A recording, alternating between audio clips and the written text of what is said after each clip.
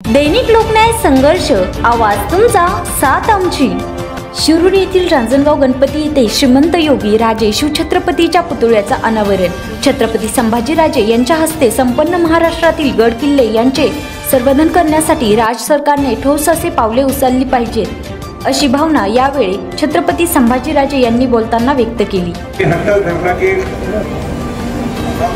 माझ्या हस्तेच या छत्रपती शिवाजी महाराजांच्या पुतळ्याचं अनावरण करायचं होतं। मी त्यांना लगेच शब्द दिला।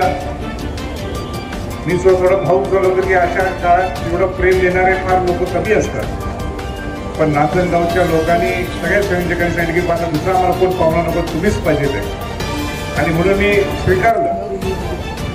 पण काही अपरिहार्य कारणामुळं मी आज कार्यक्रमाला येणार नव्हतो। कसं बसलं तरी मी पोचलो आणि आताही काहीतरी अपरिहार्य कारण असल्यामुळे मला लवकर निघायचं, म्हणून जास्त वेळ काही भाषण करणार नाही।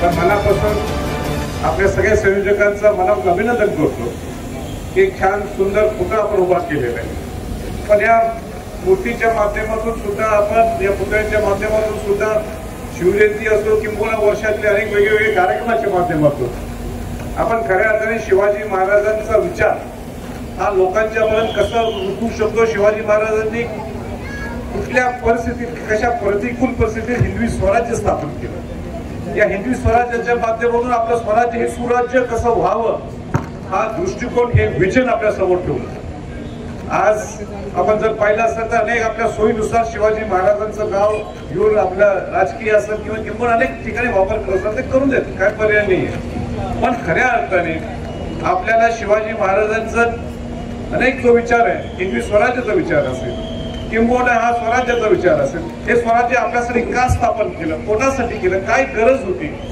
हे आपण याच्या पुढं कसं घेऊन जाऊ शकतो। शिवाजी महाराजांच्या लढाईच्या बरोबर त्यांचं संयोजन असेल, ऍडमिनिस्ट्रेशन असेल किंबहुना सगळ्या मावळ्यांना देणारी ताकद असेल, 18 पगडचा 12 बलुतेदारांना देणारी ताकद असेल, 18 पगड 12 बलुतेदारांना पटवून दिलं की हे स्वराज्य तुमचं आहे, आणि या सगळ्या गोष्टी आपण आत्मचिंतन आत्मसात करायला पाहिजेत आणि पुढे जायला पाहिजे। माझी विनंती आपल्या सर्वांना राहणार आहे, खऱ्या अर्थाने शिवाजी महाराजांचे गडकोट किल्ले सुद्धा त्याचं संवर्धन जतन कसं करता येईल याच्याकडे आपण लक्ष द्यायला पाहिजे। लॉंग टर्म प्रोग्राम पाहिजे। आज 75 वर्ष होऊन गेले तरी आपण गडकोट किल्ल्यांसाठी ज्या पद्धतीने संवर्धन जतन करायला पाहिजे ते आजही झालं नाही। मला माझी स्वतःची प्रशंसा करायची नाही, पण मी मागं लागलो आणि शिवाजी महाराजांचा राजधानी रायगड किल्ला, दुर्गराज रायगड किल्ला, आज तिथं रायगड प्राधिकरण स्थापन झालं आणि आज तिथं काम सुरू झालेलं आहे। माझी सगळ्यांना विनंती आहे,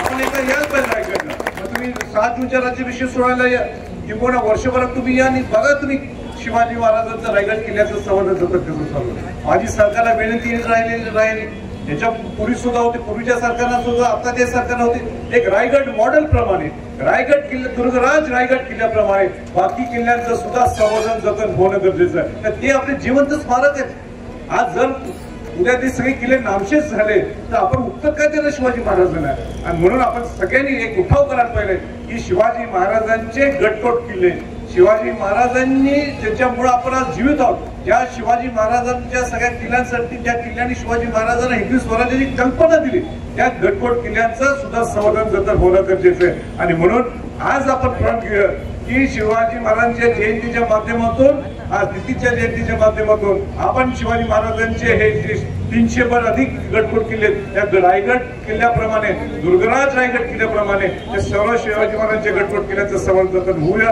आणि परत एकदा संयोजकांनी जो आग्रह दिला, जो आपण आपुलकीने मला इथं बोलवलं, याबद्दल मी सगळ्या संयोजकांचं, सगळ्या राज्यांचं, कोणाचं व्यक्तिगत नाव घेत नाही, त्याचं मोठेपण सुद्धा बघा। मी म्हटलं कोणाची नाव घ्यायची भाषण जरा सांग, ते म्हटलं कोणाचे नाव घेऊ नका, कोणाचे नाव घेऊ नका, सगळे म्हणजे आम्ही सर्वजण, सगळे रांजणगावच्या, एक रांजणगावचं एक नाव घेतलं तर आम्ही सगळे त्यात आलो। या संयोजकांचं सुद्धा कौतुक करतो। काय असतं माझं नाव पुढे घ्या, या लोकांची नाव घ्या, यांची एक लिस्ट तिथे 10-12 जणांची, तिथं नाव वाचू नका, म्हणजे आमचं सगळ्यांचं नाव पुढेच आहे, पण तुमचं सगळ्यांचं कौतुक आहे। इथं कोण मोठा नाही, शिवाजी महाराजांच्या पुढे आम्ही सगळेजण सांगतो आहोत, आम्ही मावळे आहोत। हे तुम्ही आजच्या एका या कार्यक्रमाच्या माध्यमातून जाणून दिलं, छोटी बाब आहे, पण एक विचार, एक वैचारिकचा भाव आहे, आणि एक खऱ्या अर्थाने तुम्ही एक चांगलं उदाहरण सगळ्यांच्या पुढे दिलंय। मी परत केव्हा येईल इथं, आणि मला खरं म्हणजे आज मी बोलणार सुद्धा नव्हतं, मला माहिती मी सांगू शकत नाही किती अपार कारण नाही, पण मला आनंद वाटला की मी कालपर्यंत तुम्हाला सांगितलं मी येणार नाही, पण मला